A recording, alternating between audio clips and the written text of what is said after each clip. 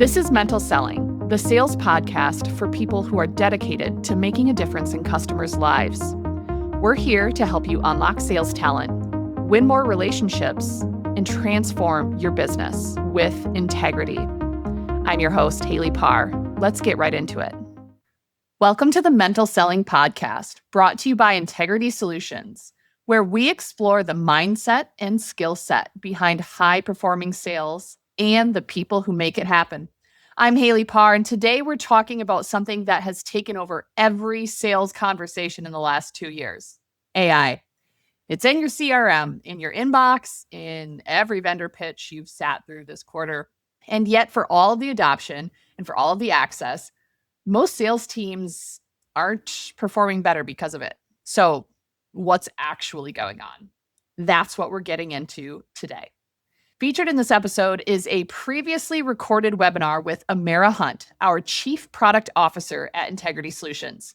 Amara has spent her career at the intersection of design, data, and strategy. So she's seen firsthand what AI does well, what it doesn't, and where the real gap between adoption and impact actually lives.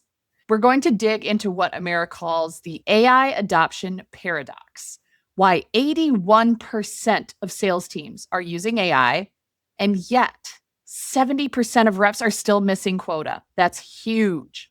We'll also take a look at what AI actually is and isn't capable of inside the capability frontier, and why efficiency gains don't automatically become performance gains. Part 2 is where we get into what good looks like, what it takes for AI to actually move the needle, and a concrete use case Integrity Solutions has built to do exactly that. So with that, I'll let Amara take it from here. One of the things that we're seeing right now in the data is that AI is absolutely everywhere, but this question remains as to whether or not it's really moving the needle on the side of sales performance. Couple of numbers for you. So 81% of sales teams have adopted some form of AI, whether it's a deep integration or simply the use of LLMs and chatbots. That spans the gamut here. And yet 70% of reps are still missing quota. I want to be really cautious about a causal relationship versus a corollary relationship, right? These two things are not the same. And whether you say the loud part out loud right now, being we are in a recession, we are moving into a recession. The reality is that's what many businesses are facing. So this isn't a one-to-one ratio. However, what we also are hearing and seeing is that 28% of leaders say that their AI tools are improving revenue-driven performance. So only 28% really believe that's what's happening. So based on the data we're seeing, at best, this is mixed. And when we think about what this means, what we need to take away is that this idea of AI adoption is accelerating extremely quickly, but performance is not automatically improving on a one-to-one ratio. So the real question is not about whether or not sales teams are using AI, but a more interesting question is AI actually changing the behaviors that drive revenue, that drive performance? A lot of organizations that we work with, a lot of organizations that I'm familiar with are investing in these AI tools, but are still struggling with things like quota attainment, retention, pipeline quality, and consistent selling execution, all of which we know are drivers of performance. How do we know the things that we know? So since adopting AI tools, doesn't matter if it's the CRM integration, it's choose your own adventure, how has your organization performed in terms of retention to quota? And what I want to highlight here is, again, causality versus correlation are different things. However, if we start asking these questions, how do we believe this is impacting our retention to quota? We find some interesting pieces. Yeah, it's really interesting to take a look at what metrics can actually be tracked to demonstrate that AI is having a measurable improvement to sales performance. Amara, any thoughts on metrics that jump out on your end?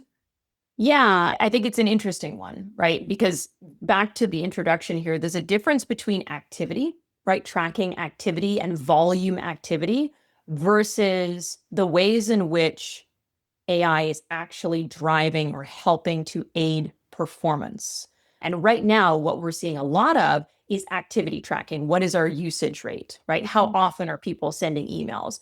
Which again, very, very, very tactical, but the argument in making some sort of correlation to how that's actually driving revenue performance in the macro data, we're just not seeing it. So we're going to talk more about ways in which we really do see the AI impacting the things that drive performance versus simply the tactical components that it's taking off of our desk. Looks like the vast majority of folks fall in the too soon to say bucket, followed shortly by no material change.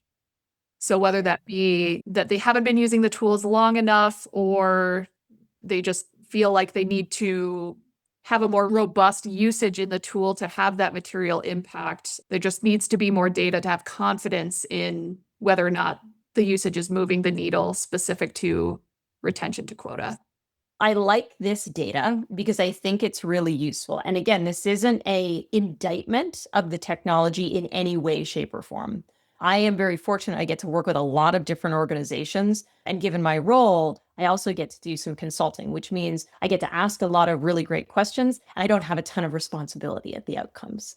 And one of the things that I believe we're seeing right now is that we're not actually asking the question. So when we start talking about how we want to measure the impact of AI on performance, that is a conversation most organizations are not having. Whether it's leading indicators or lagging indicators of how this is impacting performance, we're not there. We're simply getting into this space where it's a bit of choose your own adventure. We don't necessarily want to be left behind. And again, that's not the wrong choice. Everybody should have access to this technology at this stage in the game, at minimum to familiarize themselves with it and its limitations. But there is a real risk in us investing, right? Because this is a non-trivial investment for many companies. We're investing in the technology without understanding, or at least asking the question of what do we expect to get out of it?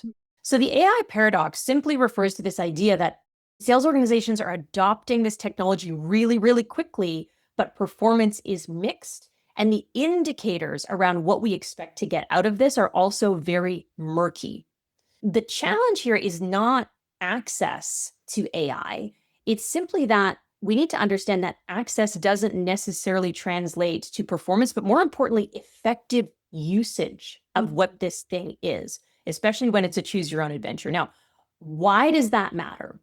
Well, AI can increase the speed at which you do things, volume efficiencies, but recognizing that those individual gains do not automatically translate to better conversations with your customer, higher levels of buyer trust, or at the end of the day, higher win rates.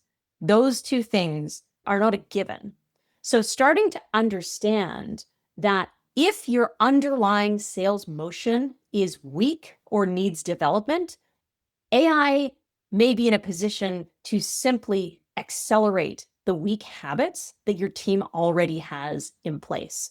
And my current working hypothesis, because of course things are changing on a daily basis, is that what we're seeing right now is that AI is increasing seller activity. And when we look at it just as a function of activity, it seems like that's great. We're seeing lots of emails flying out the door. We're seeing lots and lots of selling activity. But AI is not actually at this stage in the game improving seller capability in the moments that really matter, which is in those moments when we are customer facing. So it's not enough that you use it, it's how you use it and what you do with the new, better, more detailed information that you have in the moment to drive better conversations that really moves the needle on performance, not just speed through the pipeline, not just pipeline accuracy, but how many deals are you actually closing? More deals are you closing as a result of what you have learned based on your AI usage? So let's look at it writ large. We've done a poll to see how everybody in attendance is currently using the AI. Top ways that teams are using it in the market, as I see right now. And again, great usage, great use cases, prospecting and lead prioritization, personalized outreach, and content creation. So a lot of that's coming from the marketing side, a lot of interesting ways in which we're using it to get that message out further. Meeting preparation, call support, follow-up automation. Again, those mundane tasks that need to be done, a lot of efficiency gain there. The last one, which is to me is the most interesting, is coaching conversations, conversational intelligence, as well to a lesser extent, in my opinion, forecasting. And I've asked a question at the bottom here, which I think is an interesting one, because it's an important lens by which to view this idea of activity, which is which of the following, which of the above automatically translate to better customer conversations? And the answer is, well, none of them. The ones at the end, specifically coaching and conversational intelligence, I think there's the biggest argument there for how that support of AI actually translates to having better customer conversations, especially in situations where you need to build trust, where there is a complex deal cycle, where there is buying committees. That's a great use case. However, the other pieces here, we're a little bit more focused on efficiency. And again, coming back to this idea that efficiency translates to performance is not actually what we're seeing in the data. As we look at all of these pieces, I want to come back to this notion that the real value of AI, as I see it, is that it's helping sellers get a leg up. It's helping them prepare better. It's helping them practice more efficiently. And it's making us be better positioned and better enabled to have better conversations in the moments that matter. However, the skill sets that are required in those moments that matter are not being delivered here in how we use AI on a day-to-day basis. So I love data. I love data and research. I find that this is where we really get to pressure test. How do we know the things that we know? And the reality check for me as I look at this is that AI is an amplifier. It's not a methodology. A methodology is simply defined by what we decide is good. What is the process by which we are going to approach sales conversations? What is our sales process overall that we are all going to agree is the way in which we do the things that we do? In this vein, AI can make good sellers better, but it can also help average sellers scale those really weak habits. And this is a really interesting study called the Jagged Frontier, and it's a little bit older, but it's recently been supported by some Microsoft research in 2025. And what it comes down to is this: AI helps improve performance on some tasks, but it can actually decrease performance. Those tasks are outside of what they call the capability frontier. So what is inside the capability frontier is effectively those things that we know AI is quite good at. So if you look at the data, AI is really good at multiple choice. So within a limited context, it gets the right answer the vast majority of the time. 99.9% of the time, it's going to get the right answer. Where it is less good is in those open-ended contexts. So within what we call inside the capability frontier are those tasks that it's good at. So things like drafting, summarizing, generic brainstorming, generating more polished, structured communication, which of course, now that AI is everywhere, you can smell it. Like you can tell, right, when something has been written by AI as opposed to a human being, because it's almost too squeaky. It's too squeaky clean. Structuring ideas. In these ways, AI helps us perform better because it makes us faster and more efficient. But when it is outside what we call the frontier, those tasks that require thinking, which AI is not as reliable at doing, such as interpreting specific data, catching constraints like factual constraints, specific nuances, or reasoning specific to business evidence that requires a lot of context, it's not as good at these things. Which means that when we rely on it, even those good performers, when we rely on it too much outside what the capability frontier is, can actually decrease performance. Let's dig into that concept, the jagged frontier. So, what it's actually saying is that the relationship between AI and performance isn't linear. So, it's not that more AI usage equals more improvement. There's actually a curve. And on the far side of that curve, so where people are using AI for things that require genuine human judgment, that's where performance starts to drop. It seems counterintuitive, but the tool worked exactly as designed.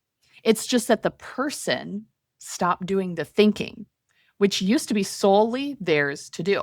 So that's kind of unsettling, isn't it? Because most of the conversation around AI adoption is still being framed as one directional gain. You get access, you gain efficiencies. You use it more, you perform better.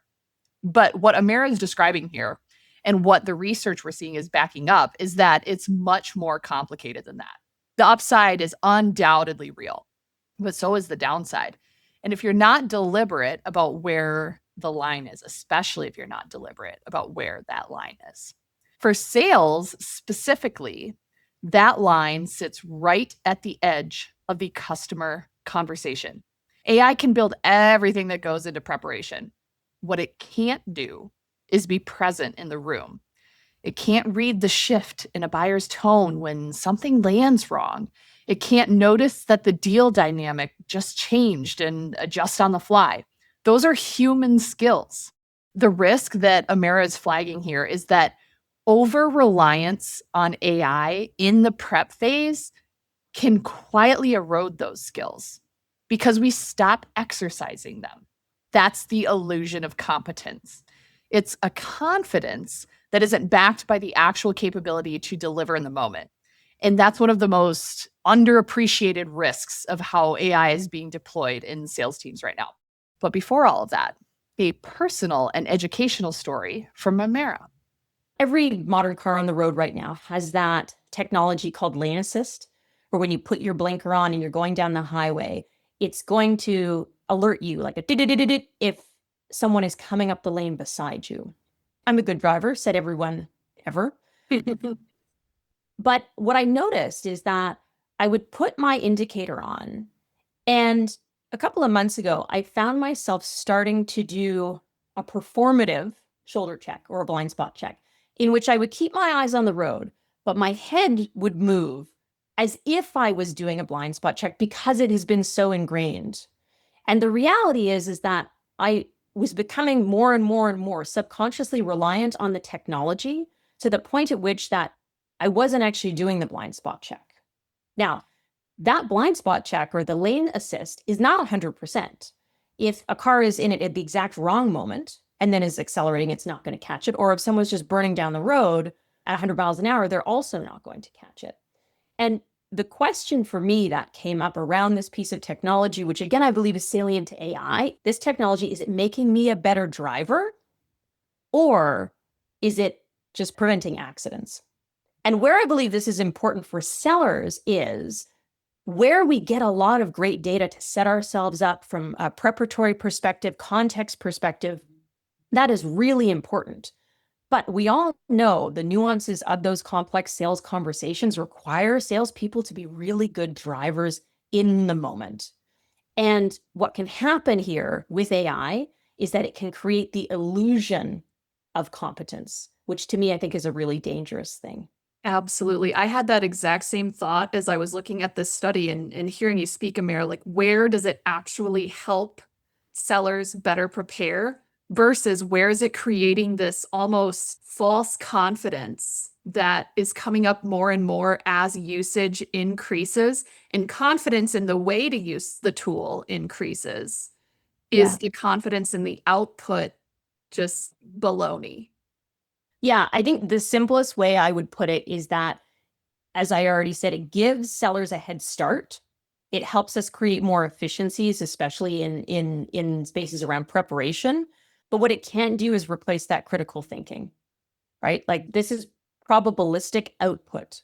It's not true intelligence. We don't need to get into sort of the debate, is it a misnomer, is it not? Things where it really like helps a ton. Pre-call planning, summarizing account research, identifying potential trends in the market, drafting hypotheses. However, it can't provide a deep understanding of buyer business, the way in which businesses buy. It doesn't provide decision dynamics. It doesn't allow for emotional states. It doesn't have all of these important nuances that when we look at the hundreds of thousands, approaching millions of sellers that we have worked with, of the things that really move the needle, it enables us, but it doesn't actually touch the skills that we believe are the ones that differentiate exceptional salespeople from the run-of-the-mill salespeople. Human capability continues to be the differentiating factor here. The sales skills that make AI effective are deeply human. And I've already mentioned this. Generative AI is probabilistic. It predicts likely outcomes based on patterns in data. That's it. Sales requires more than that, in my opinion, and based on what we see at Integrity Solutions. So as we start thinking about the ways in which we're using AI and that it's an enabler as opposed to a replacement for how our people are selling, what becomes really clear is that your sales talent and how you develop methodology around what good looks like for your sellers for those conversations and a lens by which to view the outputs of AI, those become increasingly important because that's what's going to differentiate everybody who has access to AI from organizations that really know how to create value for customers and ensure that they maintain those profit margins. Preparation and performance are not the same thing.